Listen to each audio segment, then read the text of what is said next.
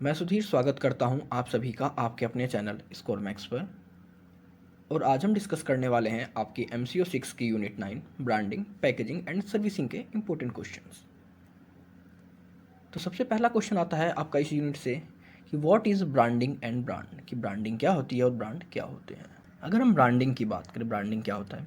आप आज के टाइम पे कोई भी प्रोडक्ट परचेज़ करिए, चाहे आप बिस्किट परचेज़ करते हैं, चाहे आप कह सकते हैं फ़ोन परचेज़ करते हैं, चाहे आप पेन परचेज़ करते हैं, मतलब आप कोई भी प्रोडक्ट परचेज़ करोगे तो कोई ना कोई उसका नाम ज़रूर रहेगा। आप अगर शॉप पे जाते हो, आप ये नहीं कहते कि आपको पेन चाहिए, आप बोलोगे आपको रिवाइन नोट्स का पेन चाहिए, या फिर आपको सेलो के पेन चाहिए, या आप कह सकते हैं कोई भी थर्ड ब्रांड जो आप यूज़ करते हो। तो मतलब आप एक स्पेसिफिक नाम का यूज़ करते हैं उस प्रोडक्ट को परचेज़ करने के लिए, जिसके थ्रू कि आप उस प्रोडक्ट को पहचान सकें।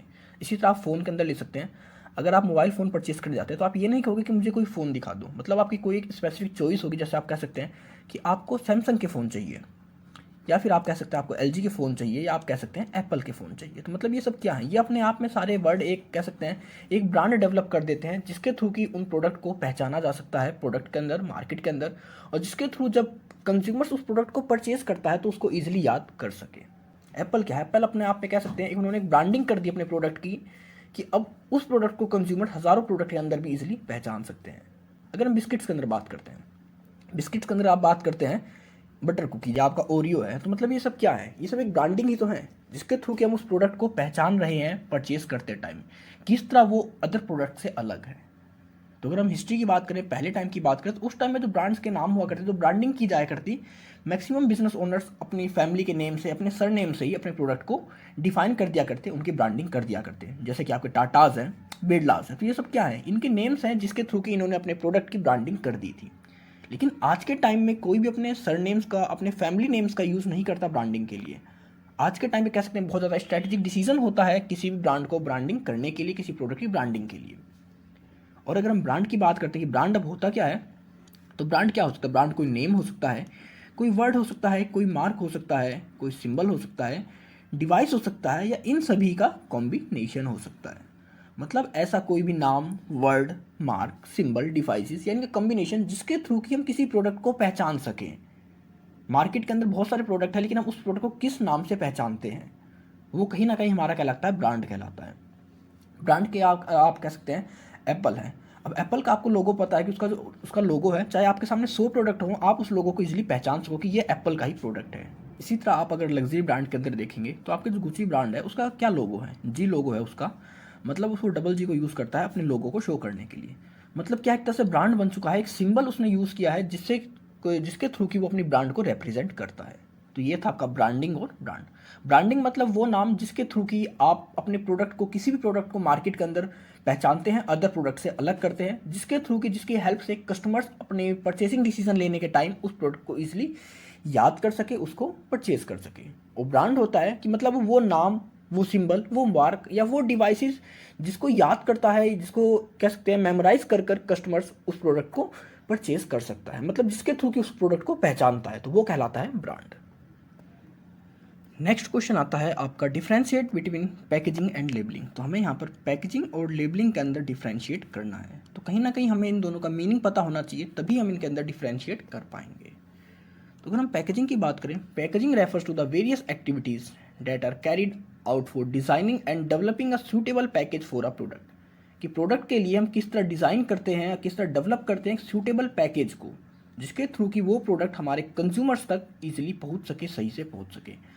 अब इसके अंदर क्या क्या इंक्लूड होता है, इसके अंदर आपके कह सकते हैं कंटेनर्स इंक्लूड होते हैं पैकेजिंग के अंदर, आपके रैपर होते हैं, आपके बॉक्स होते हैं, ट्यूब्स होती हैं, प्लास्टिक बॉटल्स होती हैं, या टेट्रा पैक या आपकी टिन्स इंक्लूड होती हैं आपकी पैकेजिंग के अंदर।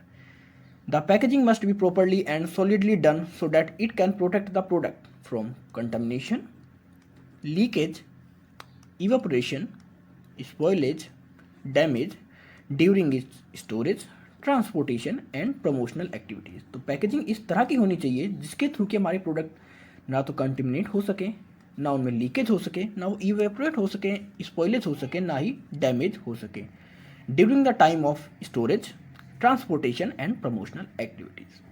तो आपने देखा कि किस तरह हमारी जो एक पैकेजिंग है, सिर्फ ये नहीं है कि हम किस तरह प्रोडक्ट को या एक पैकिंग को तैयार करते हैं प्रोडक्ट के लिए, मतलब कहीं ये उससे एक बड़ी टर्म हो जाती है। इसके अंदर हम देखते हैं हर एस्पेक्ट्स को फोकस करते हैं जिसके थ्रू कि हमारा प्रोडक्ट ईजिली कंज्यूमर्स तक पहुंच सके विदाउट लीक हुए, इवोपरेट हुए, डैमेज हुए। तो ये तो कहलाता है आपका पैकेजिंग। अगर हम लेबलिंग की बात करते हैं कि labelling is the done on the product packaging and present all important information about the product and it's manufacturer. तो इसमें होता है कि प्रोडक्ट के ऊपर जो भी इंपॉर्टेंट इन्फॉर्मेशंस होती हैं उन इन्फॉर्मेशंस को उसके ऊपर कह सकते हैं रिटर्न में करना, प्रिंट करना, वो सब कहलाता हमारा लेबलिंग। लेबलिंग मतलब प्रोडक्ट के अंदर किस किस चीज़ के थ्रू उसको बनाया गया है, उसका मैन्युफैक्चरर क्या है, उसकी एक्सपायरी डेट क्या है, उस प्रोडक्ट का नाम क्या है, उसका प्राइस क्या है, उसके फीचर्स क्या हैं, मतलब ओवरऑल इन्फॉर्मेशन जो कि ज़रूरी होती है किसी प्रोडक्ट को परचेस करने के लिए, उन सभी इन्फॉर्मेशन को प्रोडक्ट के ऊपर लिखा जाता है, प्रिंट किया जाता है, उसी को हम कहते हैं लेबलिंग।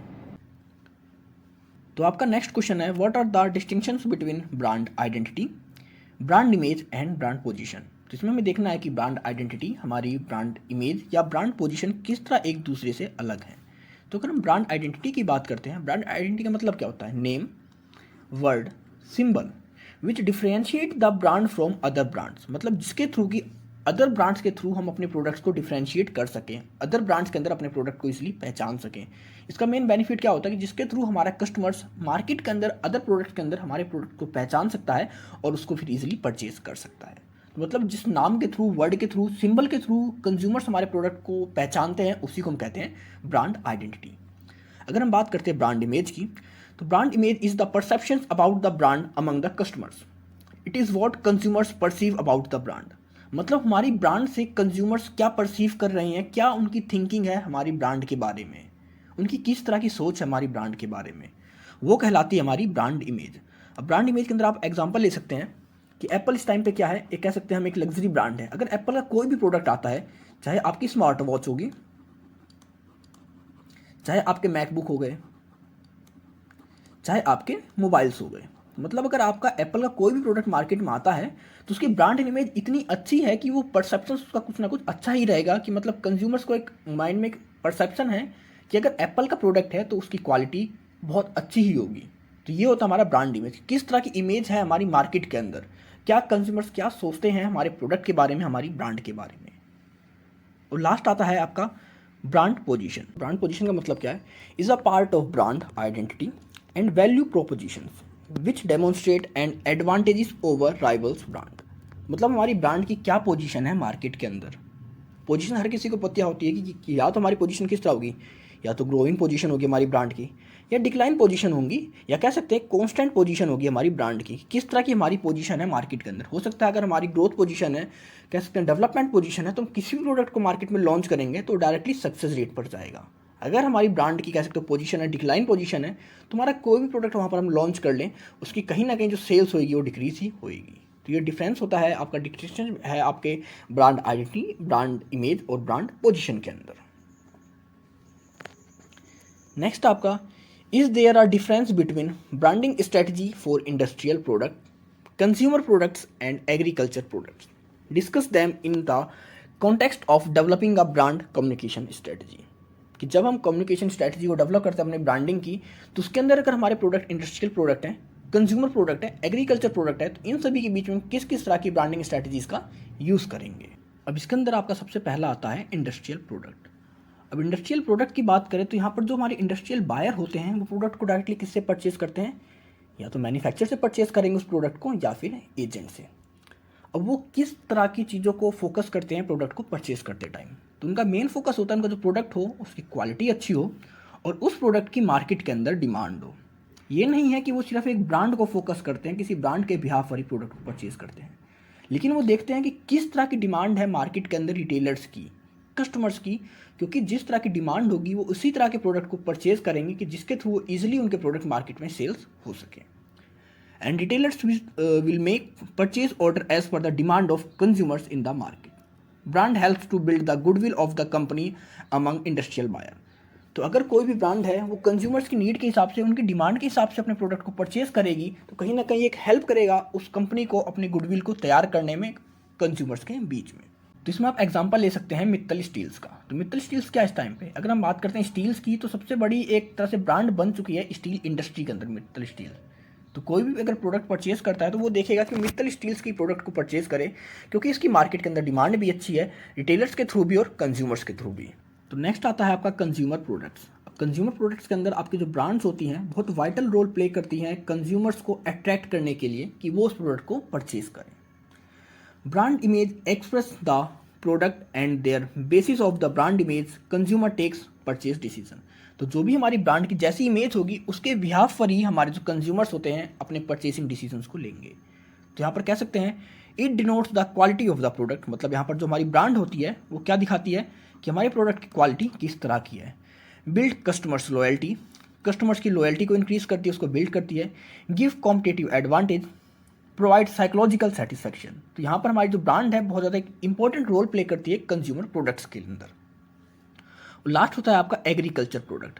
अगर हम एग्रीकल्चर प्रोडक्ट के अंदर हम बात करेंगे, it is not essential to buy a branded agriculture product. तो यहाँ पर हमारी जो ब्रांड होती है एग्रीकल्चर प्रोडक्ट के अंदर ये कोई वैल्यू नहीं रखती, क्योंकि एग्रीकल्चर प्रोडक्ट का मतलब क्या है, मतलब आपके प्रोडक्ट एकदम फ्रेश होने चाहिए। उनकी मेन डिमांड क्या होनी चाहिए कि जैसे इसके अंदर आप देखते हैं आपके फ्रूट्स आते हैं, आपकी वेजिटेबल्स आती हैं, या आपके अदर जो भी फूड आइटम्स होते हैं, तो उनका मेन आपका जो पर्पस होता है कस्टमर्स का कि उनको इस तरह के प्रोडक्ट मिल सके जो फ्रेश हों, एकदम कह सकते हैं ईटेबल हों, जो भी ख़राब ना हो। तो यहाँ पर वो ब्रांड को कई बार छोड़कर वो सिर्फ ये देखते हैं कि वो प्रोडक्ट ताज़े हैं नहीं है, उनकी क्वालिटी क्या है। ज़रूरी नहीं कि वो ब्रांडेड हो सकता है कई बार हमें ऐसे प्रोडक्ट मिलते हैं, फ्रूट्स हैं, वेजिटेबल्स हैं, ब्रांड के नहीं होते लेकिन इनकी क्वालिटी बहुत अच्छी होती है और ये फ्रेश होते हैं एकदम। तो एग्रीकल्चर प्रोडक्ट्स के अंदर भी इतना फोकस नहीं किया जाता उनकी ब्रांडिंग के ऊपर। यहाँ पर बस ये देखा जाता है कि कंज्यूमर्स को फ्रेश फूड आइटम्स डिलीवर किए जा सके, जिसके थ्रू कि उनकी डिमांड को, उनको सेटिस्फेक्शन लेवल को ज़्यादा से ज़्यादा बढ़ाया जा सके। तो आपका नेक्स्ट क्वेश्चन आता है what are the advantages and disadvantages of branding, कि ब्रांडिंग की एडवांटेज और डिसएडवांटेज क्या क्या है। तो अगर हम एडवांटेज की बात करते हैं तो सबसे पहले इसकी जो एडवांटेज है, it gives identification to the product, मतलब हमारे प्रोडक्ट को एक पहचान देता है, एक नाम देता है ब्रांडिंग। दूसरी आपकी एडवांटेज है कि it helps the buyers to differentiate the product from the rivals. Market के अंदर कह सकते हैं एक ही तरह के 100 प्रोडक्ट हैं, लेकिन उन प्रोडक्ट्स के अंदर आपके प्रोडक्ट को किस तरह पहचानेंगे कस्टमर्स, तो वो कहीं ना कहीं हमारी जो ब्रांडिंग होती है उसके नाम से ही कस्टमर्स हमारे प्रोडक्ट को अदर प्रोडक्ट से डिफरेंशिएट कर पाते हैं। तीसरा है आपका it helps to build brand value and loyalty among customers. तो तीसरा क्या करता है, बिल्ड ब्रांड वैल्यू और लॉयल्टी अमंग कस्टमर्स, कस्टमर्स के बीच में अपनी लॉयल्टी को इंक्रीज करता है और हमारी ब्रांड वैल्यू को भी बढ़ाने में हेल्प करता है हमारी ब्रांडिंग। नेक्स्ट आता है आपका consumers can recall brand name easily. अब अगर आपके ब्रांड्स के नेम रहेंगे तो कंज्यूमर्स उसको इजीली प्रोनाउंस कर सकते हैं, रिकॉल कर सकते हैं, बोल सकते हैं परचेजिंग के टाइम पर। फिफ्थ अगर पॉइंट की बात करें, फिफ्थ एडवांटेज की बात करें, it gives self image and recognition of the product.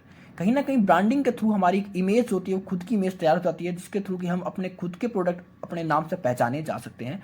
उन्हें किसी कंपनी के नाम की नीड नहीं होती, उनकी ब्रांड ही कहीं ना कहीं उनके लिए एक पहचान साबित होती है।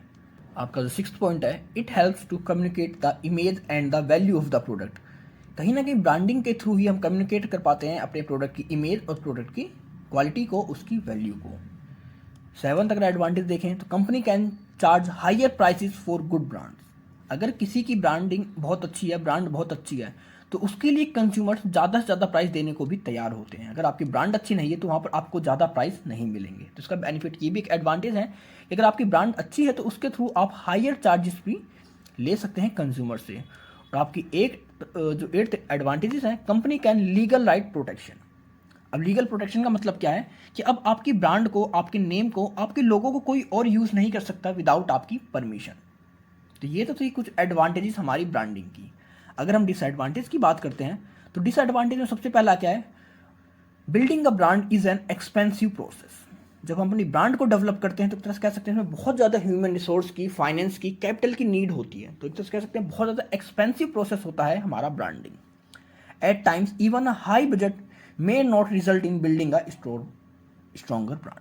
तो कई बार क्या होता है कि हम बहुत ज़्यादा हाई बजट भी यूज़ करते हैं, बहुत ज़्यादा एक्सपेंस करते हैं, उसके बाद भी हम सक्सेस नहीं हो पाते अपनी ब्रांड को स्ट्रांगली डेवलप करने में।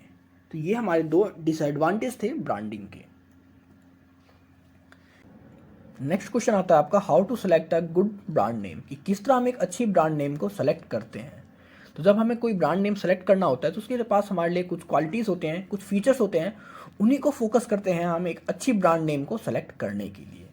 तो सबसे पहला कि जो इंपॉर्टेंट चीज़ हम देखते हैं ब्रांड नेम के लिए, तो brand name should B short and simple. अब हमारा जो ब्रांड का नेम हो वो शॉर्ट में हो और एक सिंपल नेम हो, ये ना हो कि बहुत ज़्यादा कंजस्टेटेड हमारा नाम हो ब्रांड का। एग्जाम्पल में आप इसमें ले सकते हैं टाटा। तो टाटा क्या है, एक छोटा नाम है और एक सिंपल नाम है, मतलब शॉर्ट और सिंपल नेम को यूज किया जाता है गुड ब्रांड नेम के लिए। दूसरा है brand name should be easily to pronounce, कि अब हमारा जो भी ब्रांड का नेम हो उसको इजिली प्रोनाउंस किया जा सके। तो टाटा आपने देखा किस तरह हम इजिली, कोई भी इसको इजिली प्रोनाउंस कर सकता है। तो ये भी देखते हैं कि जब भी हम अपने ब्रांड का नेम डिसाइड करते हैं तो नाम ऐसा होना चाहिए जिसको कोई भी इजिली प्रोनाउंस कर सके।